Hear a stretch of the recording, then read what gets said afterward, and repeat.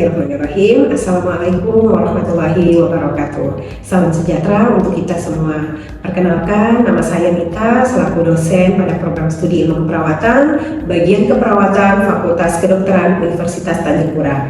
Saat ini saya bertugas di Departemen Keperawatan Dasar dan Dasar Keperawatan. Pada kesempatan ini saya akan menjelaskan pernyataan diri dosen dalam unjuk kinerja Tridharma Perguruan Tinggi pada unsur pengajaran. Adapun mata kuliah yang akan saya sampaikan yaitu berkaitan dengan keilmuan saya adalah mata kuliah keterampilan dasar dalam keperawatan, yang dimana mata kuliah ini ditujukan pada mahasiswa semester 2. Mata kuliah ini merupakan mata kuliah wajib dengan bobot 3 SKS dengan 2 SKS teori dan 1 SKS praktikum di laboratorium. Total pertemuan pada mata kuliah ini adalah 16 pertemuan dengan 14 pertemuan tatap muka dengan pembelajaran, kemudian 1 untuk ujian tengah semester dan 1 untuk ujian akhir semester.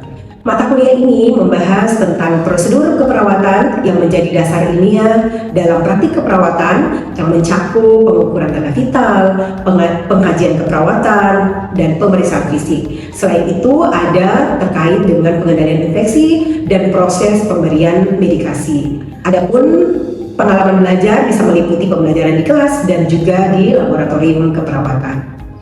Adapun capaian pembelajaran mata kuliah keterampilan dasar keperawatan adalah yang pertama, mahasiswa mampu melakukan pengkajian keperawatan secara komprehensif yang mencakup pengukuran tanda vital, pengkajian keperawatan, dan pemeriksaan fisik.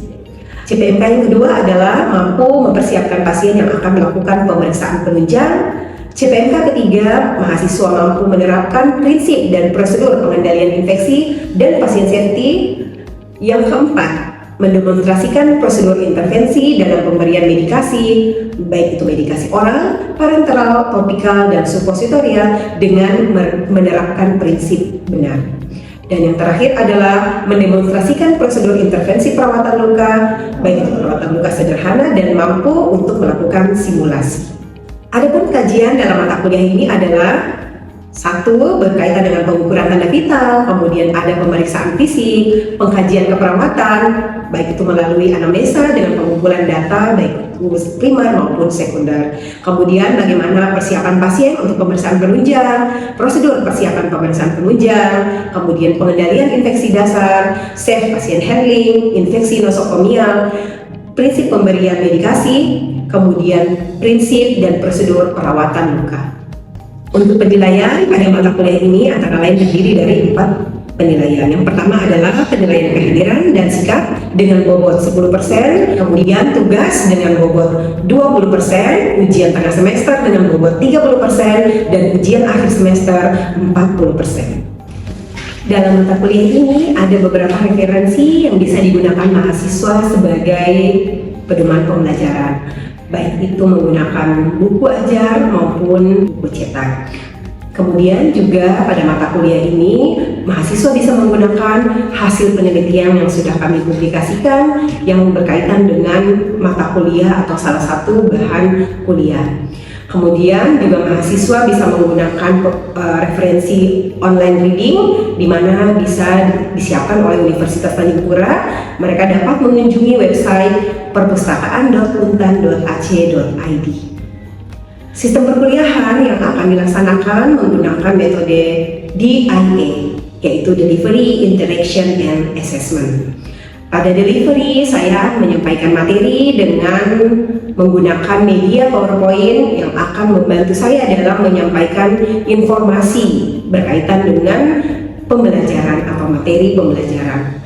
Kemudian dalam pembelajaran tersebut ada interaction, di mana akan ada interaksi saya dengan mahasiswa, baik itu berupa pertanyaan atau memberikan kesempatan mahasiswa untuk bertanya ataupun menyampaikan pendapat berkaitan dengan materi yang disampaikan. Pada assessment saya melakukan evaluasi dengan memberikan beberapa pertanyaan berkaitan dengan materi yang sudah disampaikan.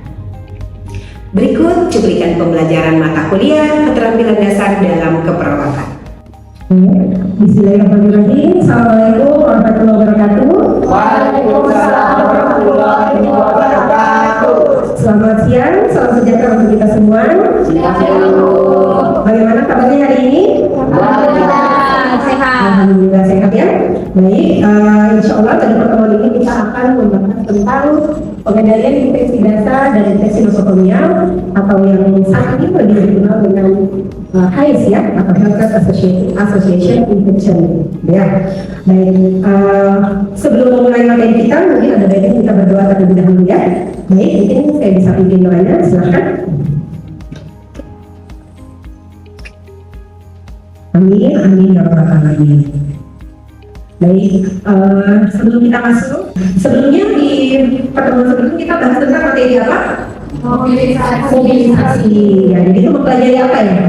Mobilisasi aktif, Mobilisasi aktif, pasif, dan mobilisasi yang aman bagi pasien. Baik, ini salah satu dari sasaran keselamatan pasien. Bagaimana menghindari jatuh pada pasien, gitu ya?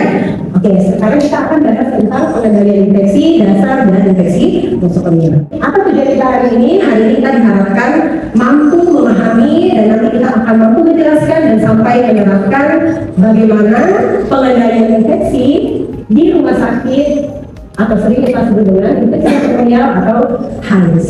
Jadi ya, jadi gimana nanti kita akan belajar tentang bagaimana infeksi atau infeksi nosokomial atau infeksi yang terjadi di rumah sakit, kemudian bagaimana rantai infeksi yang terjadi, kemudian juga kita akan memahami bagaimana mekanisme dari penularan infeksi sampai pada kita mampu untuk memahami dan menerapkan bagaimana pencegahan dan pengendalian infeksi. Sebelumnya masih ada yang mau menjelaskan tentang infeksi atau mungkin pernah baca artikel atau mungkin membaca referensi sebelumnya tentang infeksi?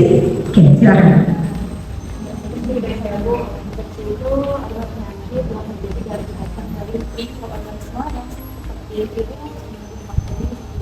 Oke, berarti penyakit yang bisa disebabkan oleh mikroorganisme, bisa bakteri, bisa virus, bisa jamur. Oke, terima kasih. Ada yang lain?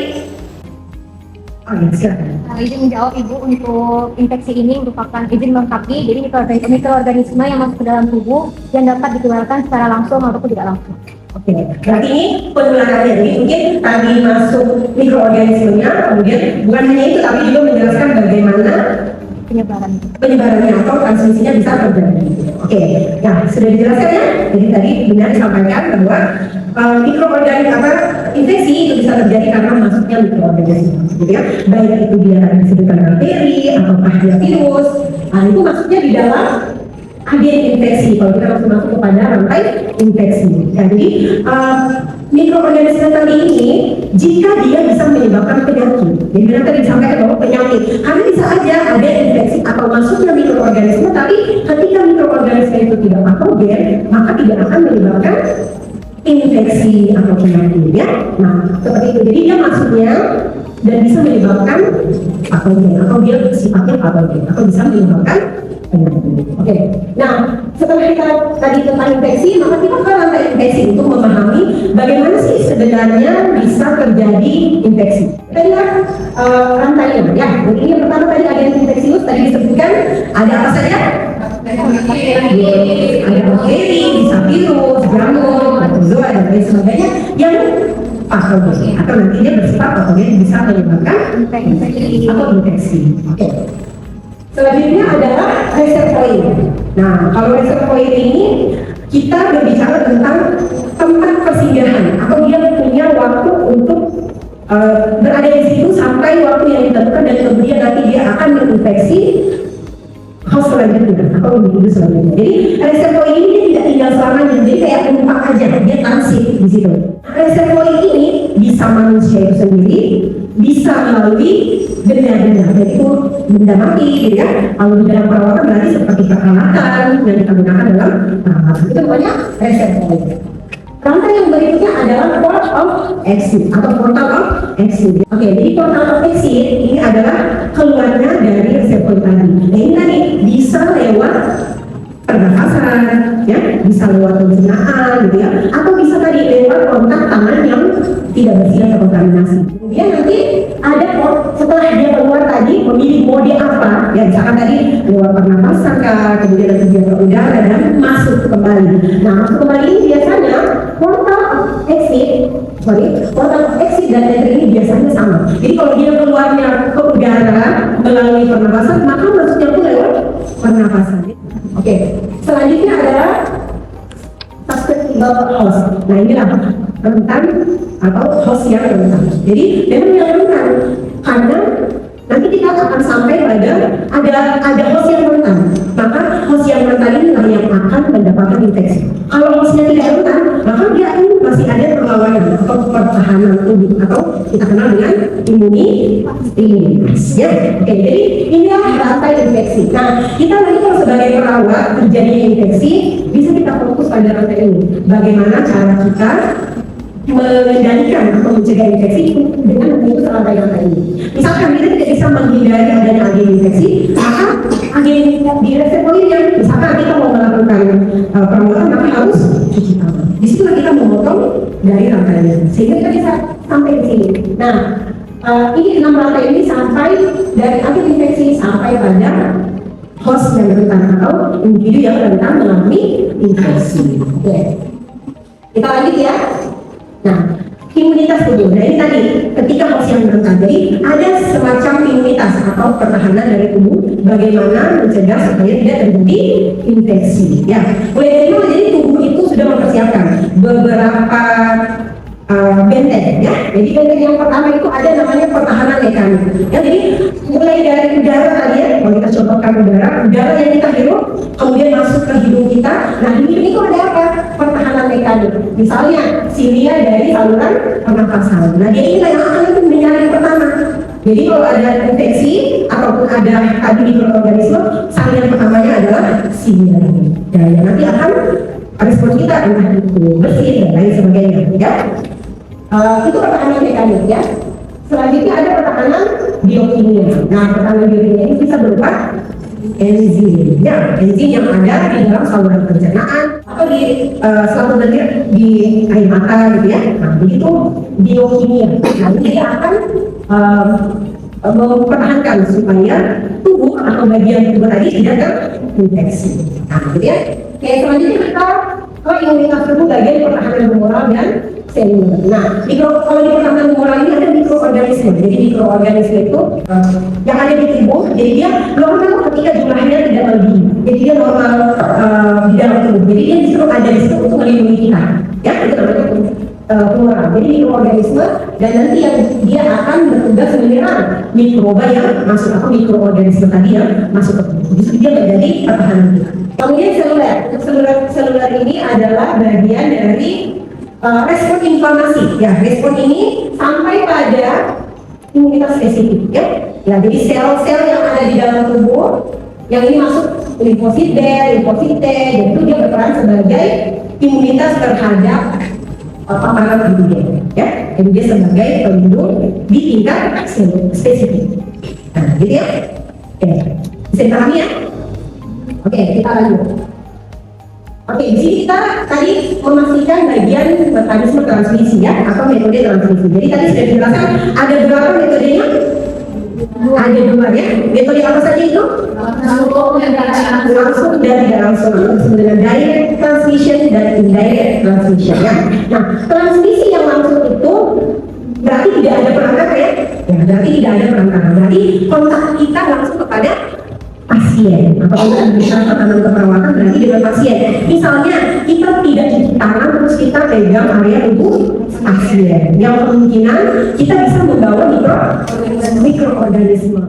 Oke, nah di transmisi tidak langsung ini kita berbicara ada perantaranya. Nah, perantaranya bisa apa saja? Kita lihat di sini ada kurang lebih 4 ya. Yang pertama itu adalah chemical bond, kita sebut chemical bond atau barang atau bahan yang terkontaminasi. Kalau dalam melakukan perawatan kepada pasien kira-kira apa yang contohnya barang atau bahan yang terkontaminasi? Infus. Ini apa ya ini? Kalau bahasa infus misalnya kita apa ya? Contoh aja kita ya. Misalnya tidak cuci tangan, tidak menggunakan handphone gitu ya. Ya.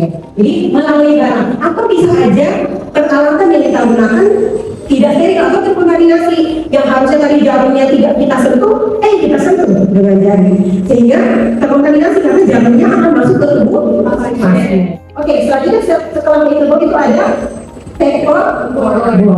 Oke, kalau spektrum ini pasti di sini melalui serangga. Kira-kira apa kalau serangga itu? Nyamuk, ular, apa lagi? Paling banyak itu ya. Ya, kalau nyamuk misalnya paling banyak bisa menyebabkan DBD, malaria, gitu ya. Selanjutnya adalah airborne, ya. Airborne atau udara. Ya, kalau udara ini misalnya seperti apa? Iya, TBC ya, atau TB gitu ya. Jadi di udara dilepaskan, dikeluarkan ya, setelah pernapasan dikeluarkan. Kemudian udara itu ada di ruangan yang sama, kemudian kita tidak menggunakan masker misalnya, maka itu bisa kemudian kita hidup. Ya tadi kalau dia di rantai, suspek hostnya tadi dia rentan, maka bisa terjadi infeksi. Ya, misalkan dia ada mengalami infeksi yang lain atau mengalami HIV, maka bisa aja lebih cepat karena sistem imunnya lagi menurun, dia lebih rentan dibandingkan orang yang sehat, gitu ya. Nah, jadi orang yang sehat tadi harus pakai masker. Kita merawatkan ketemu pasien harus menggunakan ini kita harus menggunakan masker. Jadi tadi lewat udara, salah satunya tadi penyakit itu ya. Kemudian yang terakhir adalah food atau waterborne. Ini berkaitan dengan makanan dan minuman. Ini bisa seperti apa misalnya? Makanan yang terkontaminasi. Kalau bisa menyebabkan apa kira-kira kalau makanan yang terkontaminasi? Diare ini paling sering ya. Kita dapatkan pastinya datang dengan diare setelah kita lakukan pengkajian.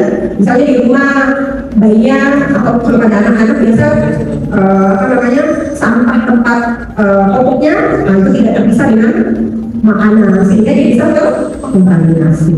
Atau menyimpan makanannya basi saat menyimpan tidak dengan suhu yang baik, gitu ya, tidak ditutup sehingga dikontaminasi oleh lalat dan misalnya lalat itu makanannya, gitu ya. Lanjut ke ini tadi kita bahas tentang infeksi ya, tentang infeksi. Nah, infeksi ini juga sama yang terjadi di rumah sakit. Nah, kasusnya adalah kalau di rumah sakit kita kenalnya bukan hanya infeksi. Karena infeksi itu bisa saja didapatkan di luar maupun di dalam rumah sakit. Tapi ketika infeksi itu sudah kita dapatkan di rumah sakit, maka namanya kalau misalkan pasien ini baru datang hari ini, kalau kita baca dari hari ini pasiennya baru datang, terus terinfeksi, apakah dia masuk kategori HIS? Belum termasuk ya. Masih berapa hari? 3 hari ya.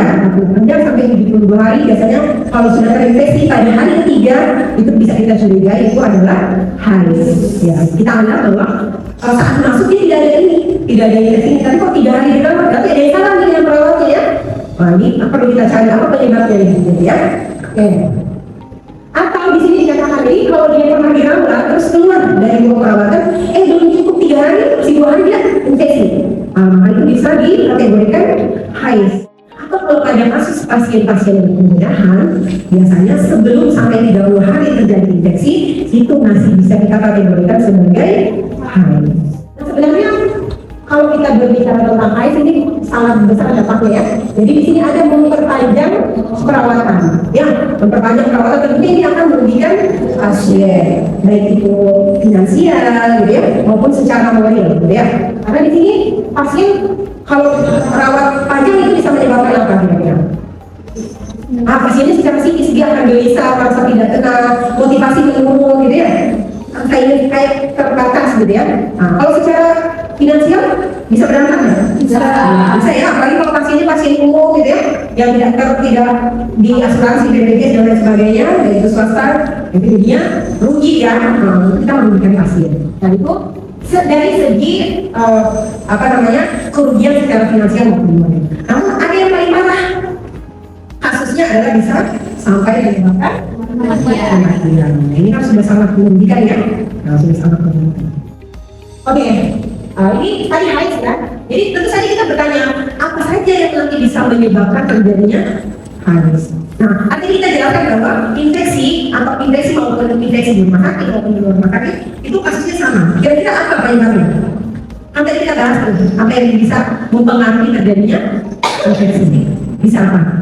Agen infeksinya ya. Oke, ini ada di slide, bagus sekali. Jadi agen infeksinya, yang tadi seberapa kuat dia menginfeksi. Jadi seberapa patogen sih infeksinya, agen infeksinya, maka itu akan semakin berat penyakitnya. Kemudian respon dan toleransi tubuh, itu tadi kita bahas ya.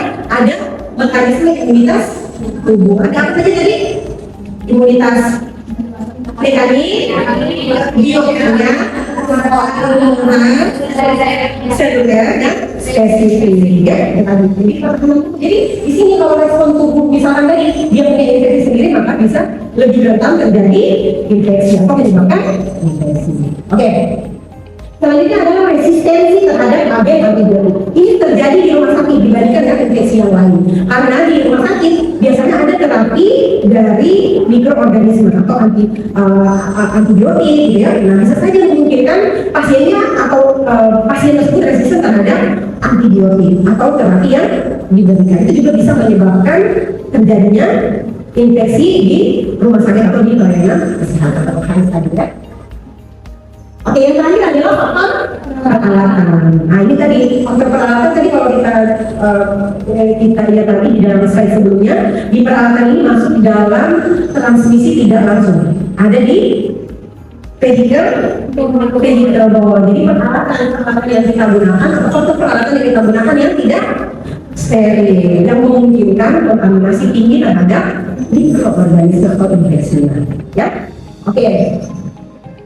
Oke, terus bentuknya seperti apa sih jenis HIS yang bisa terjadi? Ini ada 4 jenis HIS yang terjadi di rumah sakit yang kita kategorikan dalam HIS, ya. Jadi infeksi-infeksi apa saja? Jadi tidak semua infeksi, tapi infeksi yang berkaitan pada pasien itu berhubungan dengan diberikan apa? Biasanya ini berkaitan dengan terapi yang diberikan pada pasien, gitu ya. Misalnya kita lihat yang pertama, infeksi saluran kemih. Nah, infeksi saluran kemih ini biasanya berkaitan dengan pemasangan kateter. Misalkan pasien sudah dipasang kateter, entah itu lamanya, perawatannya tidak baik, atau pemasangan SOP-nya tidak benar, maka bisa menyebabkan terjadinya infeksi saluran kemih. Kemudian adalah infeksi saluran nafas berkaitan dengan penggunaan ventilator. Ya, biasanya di ruang ICU. Oke. Selanjutnya adalah infeksi luka operasi. Yang tadi dikatakan bahwa kalau dia keluar kurang dari 30 hari sampai 30 hari itu dia masih dalam kategori HIS. Inilah dia biasanya infeksi luka operasi, ya. Nanti biasanya berkaitan misalnya dengan area tubuh yang dilakukan operasi, gitu ya. Oke, yang terakhir adalah infeksi aliran darah yang tadi disebutkan pemasangan infus, gitu ya. Caranya masih sama, entah itu caranya, prosedurnya, kemudian kebersihannya dan dilakukan dengan baik, maka bisa terjadi infeksi aliran darah berkaitan dengan pemasangan infus, ya. Oke, selanjutnya adalah setelah tadi kita sudah tahu jenisnya, apa saja yang bisa menyebabkan, nanti yang jadi pertanyaan berikutnya adalah bagaimana kita sebagai perawat bisa melakukan tindakan pencegahan dan pengendalian infeksi. Bagaimana nih, apa yang harus kita lakukan supaya HIS tidak terjadi atau kita bisa menimbulkan terjadinya atau angka HIS bisa kita turunkan, gitu ya. Jadi yang pertama bisa kita lakukan adalah melakukan kebersihan, ya, kebersihan tangan sebelum melakukan tindakan, ya, sebelum melakukan tindakan perawatan. Ini caranya biar bisa kita lakukan dengan hand wash atau dengan hand rub. Nah, tinggal dilihat asal caranya atau langkahnya tetap benar. Ada berapa caranya? 6 langkah cuci tangannya yang benar yang sudah direkomendasikan oleh WHO. Oke. Selanjutnya adalah penggunaan APD. Nah, jadi kalau misalnya contohnya kita di pasiennya TB, berarti ya maskernya, ya. Nah, maskernya masker khusus, masker apa lagi? Yang 95, ya. Kita nggak boleh yang ada 3P aja itu, ya. Itu masih bisa memungkinkan kita untuk terinfeksi. Oke. Selanjutnya adalah perawatan pasien, ya, atau perawatan pasien. Bagaimana kita memastikan alat yang kita gunakan itu adalah steril, ya, atau sudah dilakukan sterilisasi. Kemudian pengendalian lingkungan, penata laksanaan wilayah, dan kemudian pengelolaan limbah. Di penata laksanaan ini mungkin bagian kita saat kita melakukan backpacking, ya. Setelah melakukan, kalau kita lihat ada yang terkontaminasi cairan tubuh, kayak misalnya darah, gitu ya. Apalagi sering darah, urin, ya. Kita lihatnya terkontaminasi, maka perlu kita lakukan penata laksanaan, misalnya kita pisah, gitu ya. Kemudian pengelolaan limbah tajam, ya. Limbah tajam ini berkaitan kalau kita di pelayanan perawatan berarti berkaitan dengan safety box, jarum suntik, ya, jarum suntik atau jarum infus yang kita berikan pada ada bidang tadi di hidung yang kita gunakan bagaimana kita mengelola limbah yang tajam, gitu ya. Kemudian penempatan pasien, seperti yang saya jelaskan tadi, kalau pasiennya ada tinggi akan kita gabungkan penempatannya dengan pasien itu hati-hati.